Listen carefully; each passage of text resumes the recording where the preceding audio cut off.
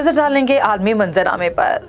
America ने पाकिस्तान के ताल्लुकात को फिर काबिल कदर करार दे दिया। सहाफ़ी ने अमरीकी महकमे खारजा के तर्जुमान से पूछा, क्या इमरान खान के इल्ज़ामात से पाक अमरीका ताल्लुकात में दरार पड़ी?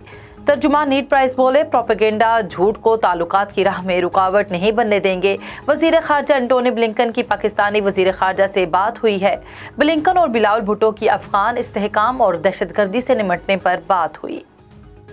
स्पेन में वज़ीर आज़म की फ़ोन कॉल्स रिकॉर्ड करने पर मुल्क की खुफिया एजेंसी की सरबराह को बरतरफ कर दिया गया है। गैर मुल्की खबर रसां एजेंसी के मुताबिक स्पेन की सबसे बड़ी खुफिया agency national intelligence centre CNI के सरबराह पास एस्तेबियान पर वज़ीर आज़म समेत अहम सियासी रहनुमाओं की जासूसी का इल्ज़ाम था।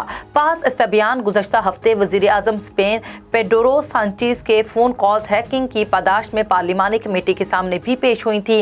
इस दौरान नेशनल इंटेलिजेंस सेंटर ने स्पेन की रियासत कैटलान के लहदगी पसंदों की जासूसी का एतराफ़ किया, लेकिन एजेंसी का कहना था कि ये इकदाम अदालत की पेश की इजाज़त से उठाया गया।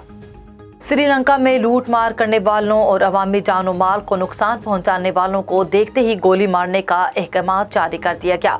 श्रीलंकन वजारत दिफा के मुताबिक सिक्योरिटी फोर्सेस को अवामी अमलाक लूटने वालों को गोली मारने के अहकाम दे दिए।